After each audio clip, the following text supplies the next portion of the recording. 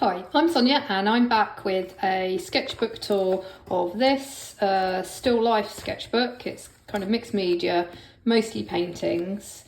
It's an Artesia mixed media, sort of A4 size sketchbook, and I pretty early on decided that I was going to have a go at loose still life paintings.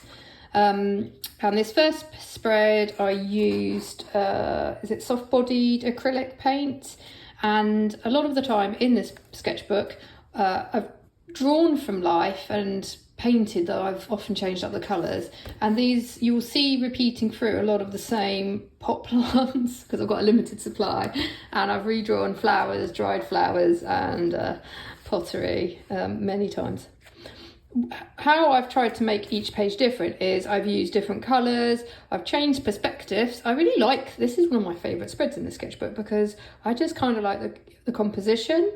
It was some daffodils and then some dried flowers that I still keep to draw from, and a little pot plant. Here I've played around with sort of an imaginary tablecloth with the background a bit. But yeah, these vases, I draw them again and again and again. I mean, one thing I'm thinking about in the future is maybe buying some secondhand ones from thrift shops, or just so I've got some different ones to paint.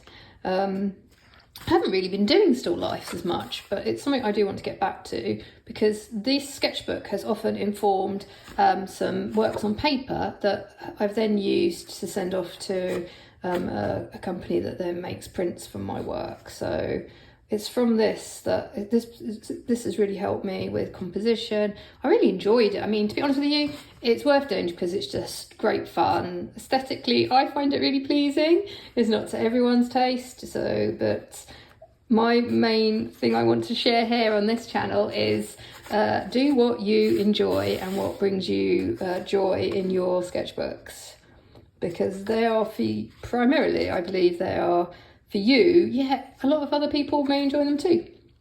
This, I've kind of like this red, I started playing around with backgrounds a lot, where I'd paint the background first and then draw paint on top. The requirement here, obviously, is then you have to go on with a heavy gouache or acrylic paint.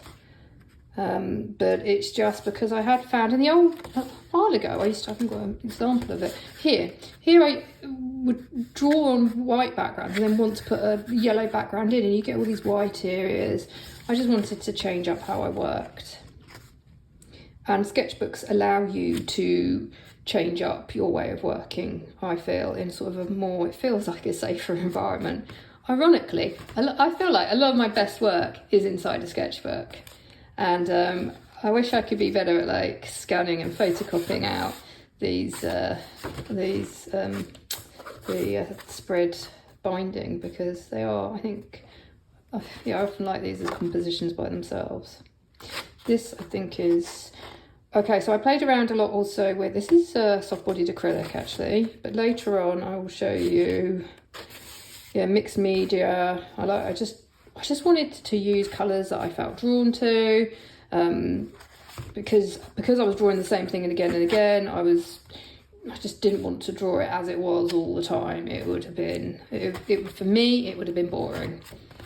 Playing around with these, drawing those flowers a lot as well.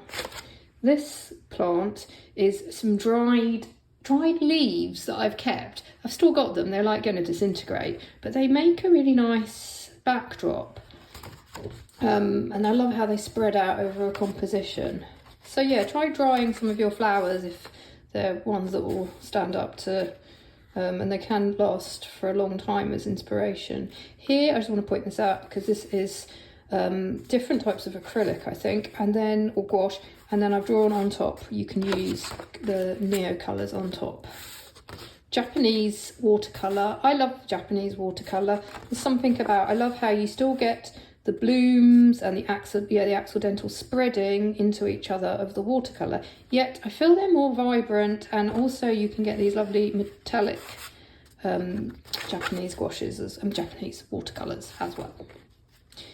Neons, obviously love a bit of neon. This sketchbook, and luckily updated it, was primarily done in 2022. one of the things I like is things in threes, so you'll see a lot in the sketchbook.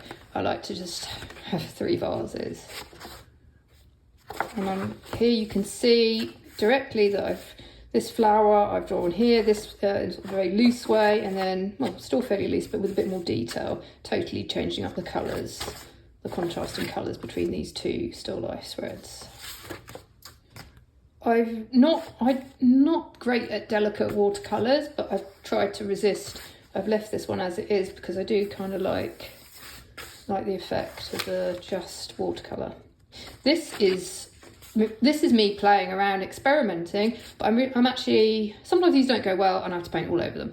This one I've left because I really love, I don't know if I can get close up, I really love the accidental blooms of the Japanese watercolour. It's almost like a resist, I don't know how that happened up here, but I love these textures. And then at the same time, I've tried to be a bit brave and also use, sometimes when I use marker pens, it doesn't seem to work very well in like these sort of compositions, but I feel like this time it has. So there's lots of different materials on here, mostly Japanese watercolour though. This is a lot of Japanese watercolour and a bit of drawing. So here, something I've spoken about before, a lot of artists do as well, collaging old abstracts, and I've used it like as a bit of a basis, almost an imaginary tablecloth, and then I've just drawn 2 things from life on top. I think why this sketchbook is important to me is I know a lot of people, still lifes can be a bit off-putting because you're like, oh gosh, I've got to go and find things, set it up. Sometimes like you haven't got much time to draw and paint. I do understand that, but this method of working, if you've only got a few items that you just quickly grab, put in front of you, but play around with them, like don't worry too much about how it actually is. You're just using the 3 items as a basis, allows you to paint. I mean, these are quick sketches. They're not, this one didn't take long, for example. So it allowed me to do a sketchbook page, even if I only had like half an hour. Yeah, I mean, obviously if you're putting a lot of, I can understand why some still lifes take artists a lot of time. Here, oh, this is quite nice. I like this effect. I think there's irises. So these dried flowers, I don't know what the flower is called, I'm sorry, but I've kept them. I've dried them out and they're still there for, I'll show you a bunch actually. Like I just keep these. I've got a few of these in my studio, in the house, and I can draw from again and again and again. This, again, I did not like the drawing under here, so I put a bit of origami on top, paper on top, and then painted on top of that.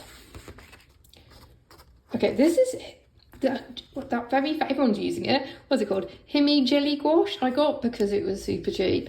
A palette of it, and to be honest with you, it's great and you get a lot of it, and I used it to do some very, very, very loose still lifes, but I don't necessarily think, I don't know, I haven't got it again. And it kind of feels like it would dry up over time much more quickly than my more expensive gouache paints. Okay, so yeah, this is, the Himi gouache, and I've just painted this page first and then drawn on top.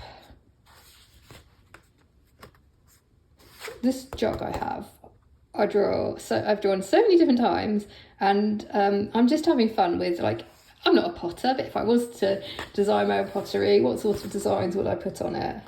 It's good fun. The fun things with this sort of way of working from still life is you get to be like a designer. You can draw from your imagination, maybe go and search on Pinterest, anthropology jugs and things that you'd like to buy, and then use that as a basis for your still life drawings. Here is a spread where I haven't liked what's underneath, so I've painted on top with this cheap acrylic paint, and then I've drawn on top with Caran-the Neo colours again, and this is oil pastel, cheap oil pastel. I don't love this spread, to be honest with you. It's the sort of thing I normally might think about painting over, but on the other hand, I feel like this is complete, this sketchbook. I'm not going to fiddle with it anymore. I say that, who knows. Drawing with, these are, I think, yeah, the Karen Neo colours and oil pastel. This was obviously a pink background, and I've added this sort of perspective diagonal things in threes again, 3 objects. I guess, does everyone else do this as well? This type of, I stick, sometimes if I don't want to paint over, I can just stick on a bit of tracing paper or even parchment paper, and you sometimes then still get a little bit of the what's behind it coming through, but you can draw on top. I like this one. This again, this is, I keep saying again, this is soft-bodied acrylic on gouache, and here I've tried to keep the composition to keep it a bit minimalistic. So I think these were some figs. Pencil on gouache. I found that if you use, I'm not sure if I used Prismacolor, that you could also draw with coloured pencils on gouache, and that was, I don't think I've done that much in this book, but I do it quite a lot with landscape work. A lot of this sketchbook was informed. I did a sketchbook tour of a floral sketchbook, and I feel that's where I started to first loosen up with florals, and it has sort of inspired a lot of this work. This page is, I'm not sure if it's to everyone's taste. I like it because it is, for me, just play. This is imaginary, made up bits and bobs, and I've tried to like draw with a brush and just, yeah, I don't know, fill up a page. I don't love this one. It was an actual bouquet of flowers, but something about it, maybe it's where it's positioned. Here, this is again gouache, just with painting with quite heavy gouache. Back plate. What's this? I do love adding sort of more.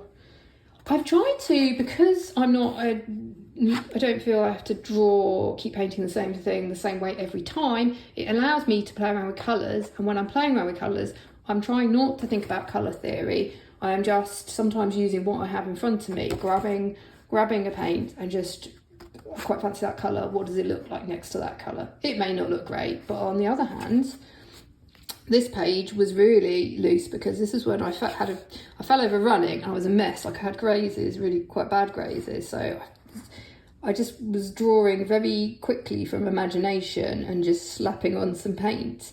Yet it's a good reminder to myself, like, to really go for it, really experiment.